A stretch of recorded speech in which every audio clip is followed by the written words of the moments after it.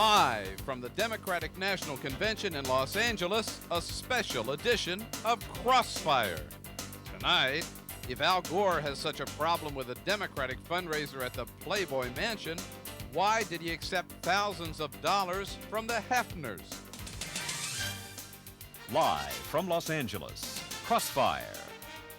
On the left, Bill Press. On the right, Robert Novak. In the Crossfire, Democratic Congresswoman Maxine Waters of California, a Gore supporter. And in Pensacola, Florida, Republican Congressman Joe Scarborough, a Bush supporter. Good evening. Welcome to Crossfire live from Los Angeles. Well, we know where the Democratic Convention is going to be held, right here in the Staples Center. The big question tonight is, where will the Loretta Sanchez fundraiser be held? Sanchez, Orange County Congresswoman, still wants to hold it as planned at the Playboy Mansion. But Democratic National Chairman Joe Andrews says if she does, she'll be kicked out as co-chair of the party and banned from speaking to the convention next week. The Gore campaign agrees, insisting the Playboy Mansion doesn't fit the party's image. Since when? Even though Democrats have accepted tens of thousands of dollars in contributions from Hugh Hefner and his daughter Christy. Attempting to put still another embarrassment behind the party, President Clinton apologized again yesterday for the Monica Lewinsky affair. People should blame him for his personal behavior, Clinton told a group of ministers, and not take it out on Al Gore. Both Clinton and wife Hillary speak to delegates Monday night, which has Republicans worried, not about what he might say, but about how many might be watching. GOP Chair Jim Nicholson has written to networks begging them not to give Democrats more TV time than Republicans received in Philadelphia. Ain't that a shame? Well, we told you LA was going to be exciting. The convention hasn't even started yet, and already there's lots to fight about. Bob?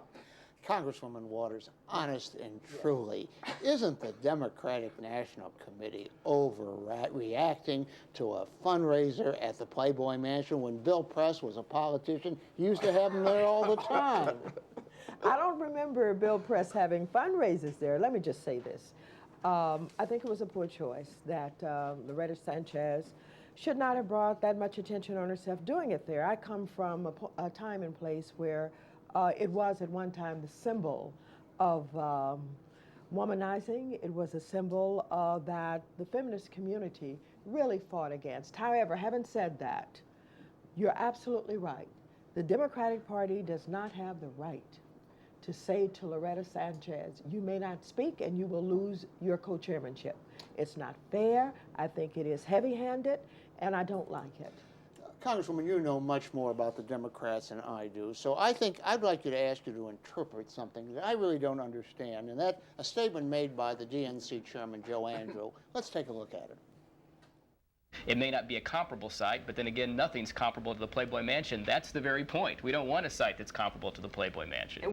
What does that mean? I don't quite understand. They say they don't want a new site for Ms. Sanchez that is comparable to the Playboy Mansion. What does that mean? Do you know? I don't know, but I do know this. The Republicans have bent over backwards to try to make us out to be people without morals, to try and say we don't have values. They've worked overtime at trying to paint us as something that the American public does not want.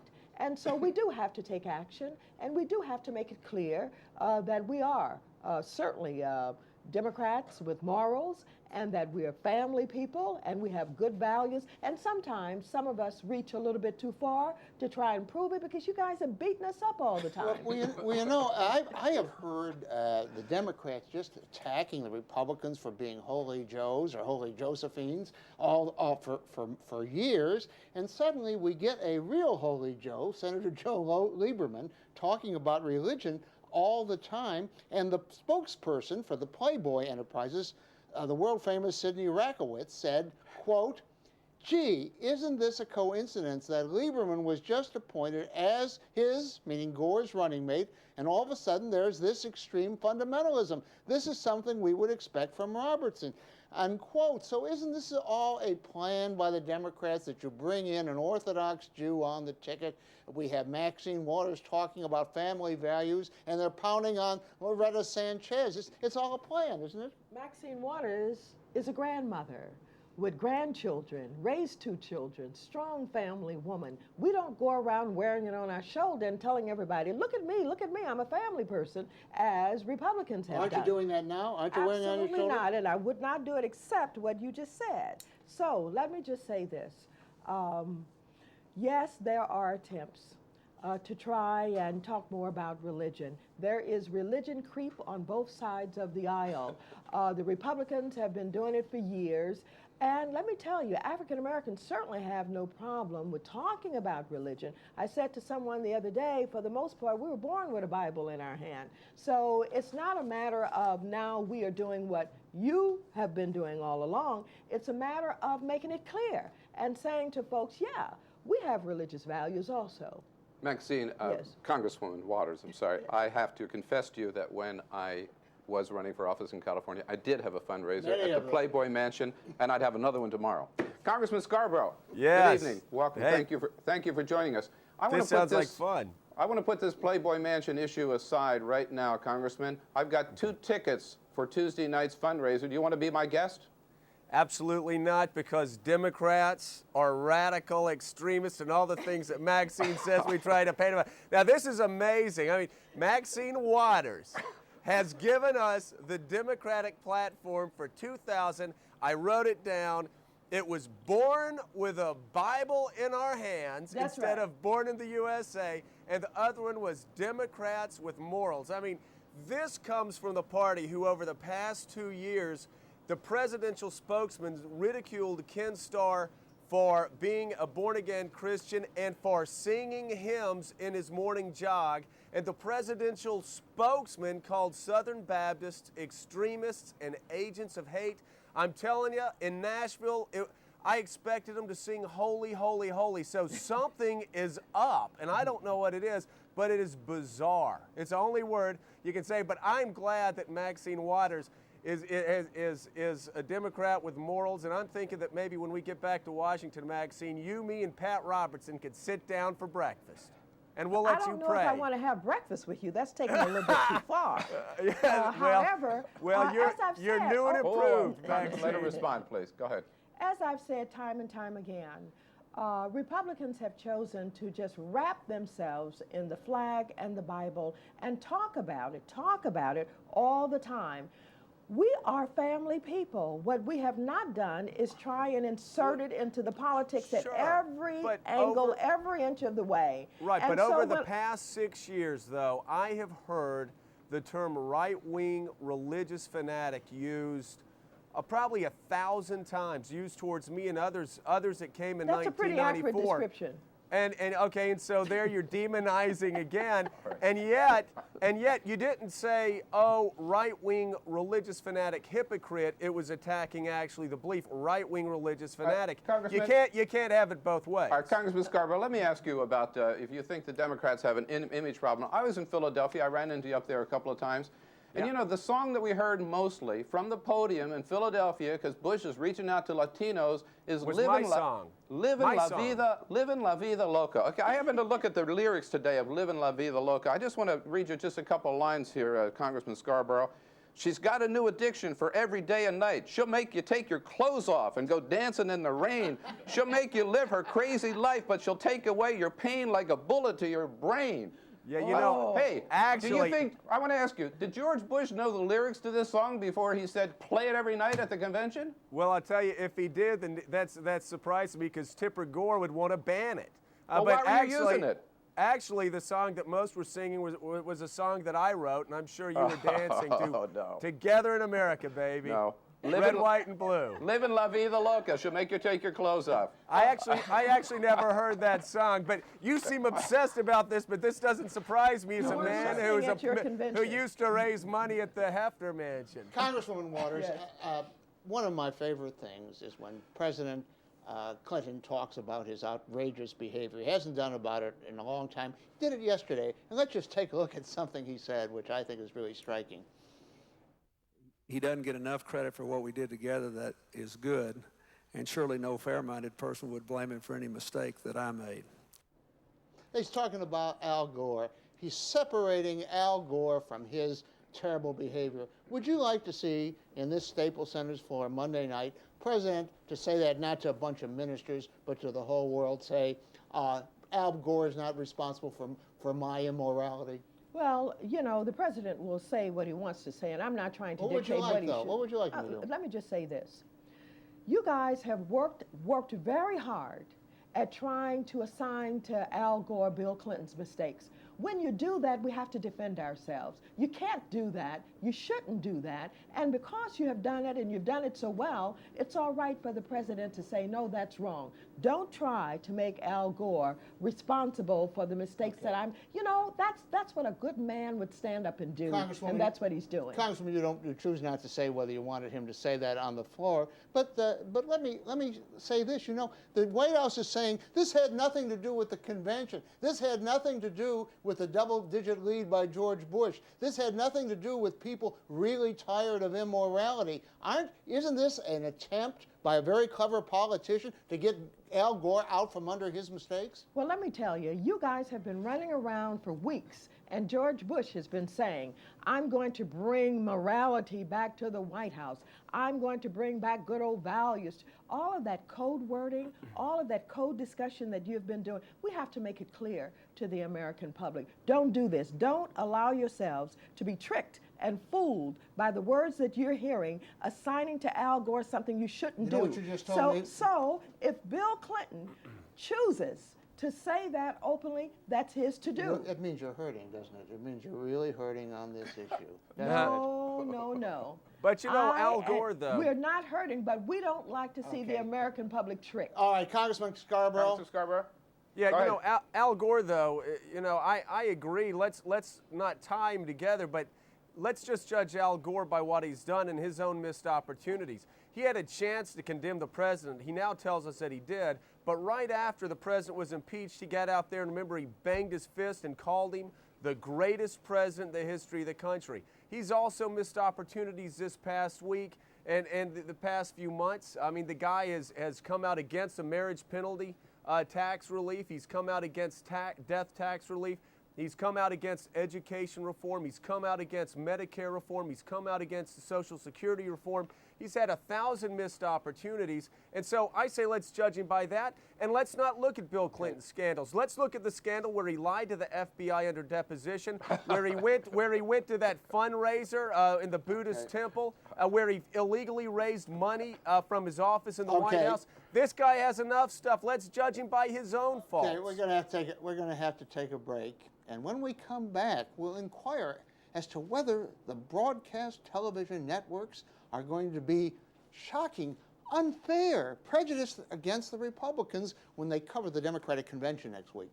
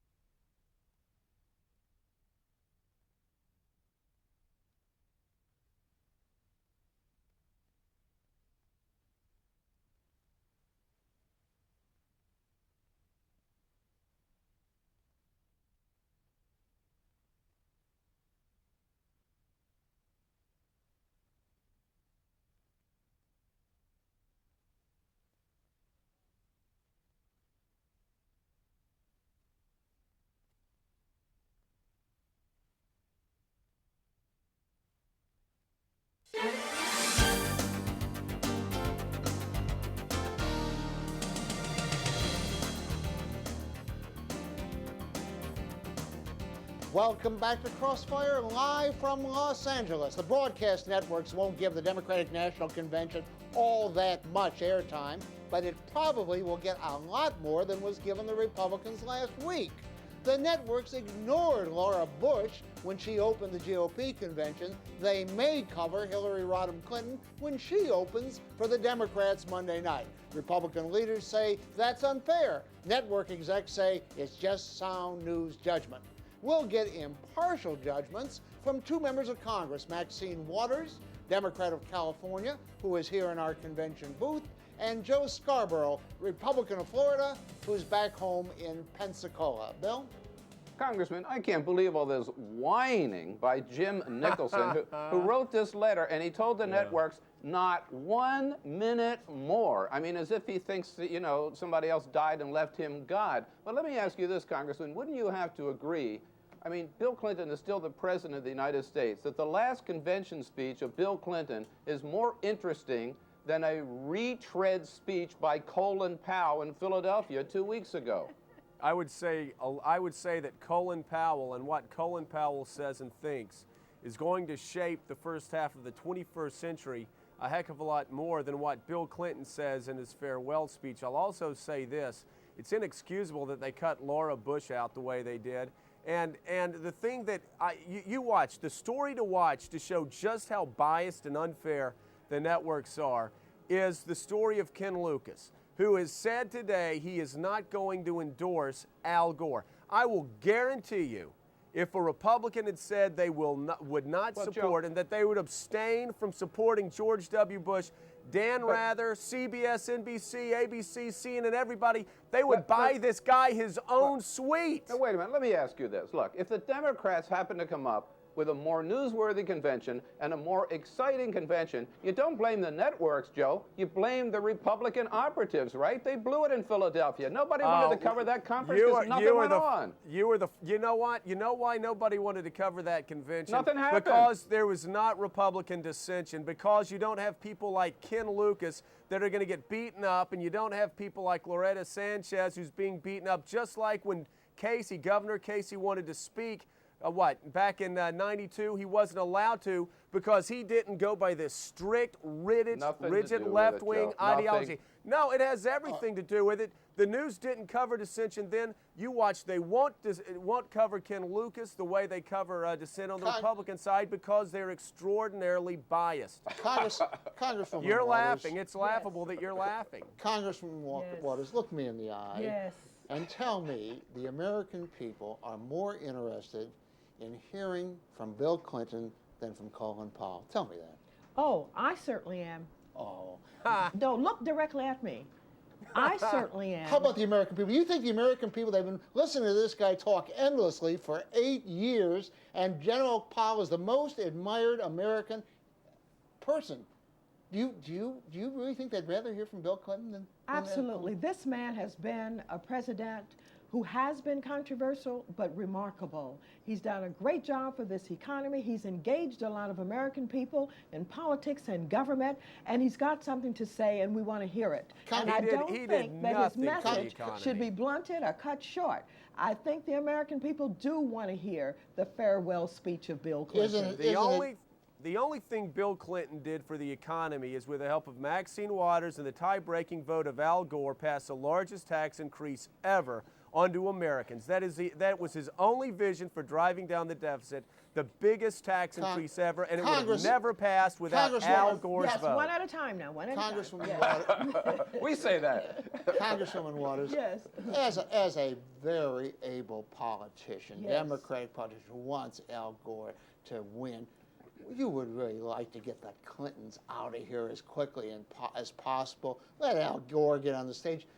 Let the people recover from their Clinton fatigue. I know you don't care more about my party than I do, and I know that you're not so worried that Al Gore is not going to get his time at this convention. You're trying again to intimidate first the networks so that they will do less coverage, and you're also trying to drive a wedge between the two most able, individuals this country has ever seen. Ever And seen? so, Ever that's seen? right. And let me just say Congress- this. Let me just say this. Don't you worry about our convention. We will handle ourselves and we'll do it quite well. Congressman Thank Scarborough, Yeah. just about a minute, I guess, one quick question for you. Coming out of Philadelphia, there are clearly two themes the Republicans wanted to stress. One is tie Bill Clinton scandals to Al Gore, and the other say we're the party of family values. Now, Joe Lieberman is the vice presidential nominee for the Democrats. Checkmate, Joe Scarborough. Checkmate. You're out of issues, right? The message that Republicans got out of Philadelphia was that we were united, that Al Gore has been part of a team that has had missed opportunity out of missed opportunity. And Joe that Lieberman we are answers that thrust, and that Joe, we are correct? united and not divided. Well, I'll tell you what. Just like Sanchez and Lucas are divided from Gore, Lieberman's divided from Gore because all the things that Maxine and Gore have been fighting against over the past 8 years, Lieberman supports, like missile defense, and All right. he's against partial birth abortion and all these other things. I'm telling you, they're so divided. This is going to be the most fun Time's since up. 1968. Time's up, Congressman. They're joined at the hip now, like it or not. Congresswoman Maxine Waters, great to have you in the Thank you. studio. Congressman Enjoy. Joe Scarborough, come on out here. Join the fun, Joe. We'll take you to the Playboy Mansion. All I'm right. coming to see Maxine. Bob Novak. All right. Good to see you. Bob Novak and I will wrap things up with our closing comments coming up.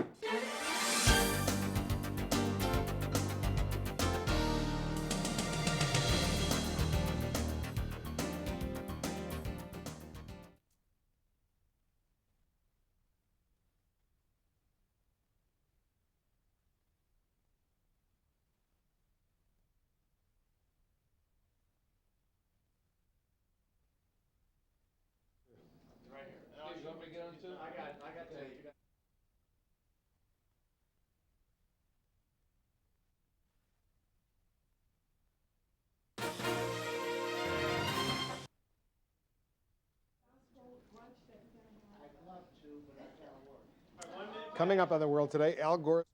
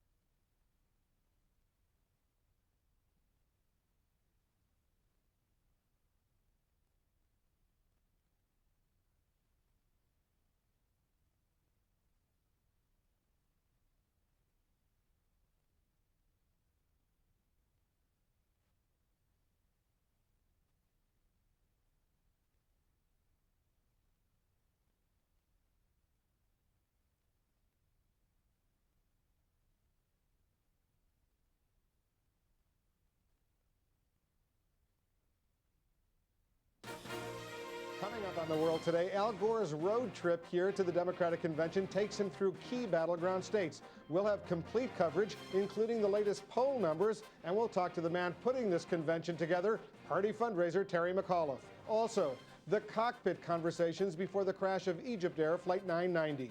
The World Today, live from Los Angeles, follows Crossfire's closing comments.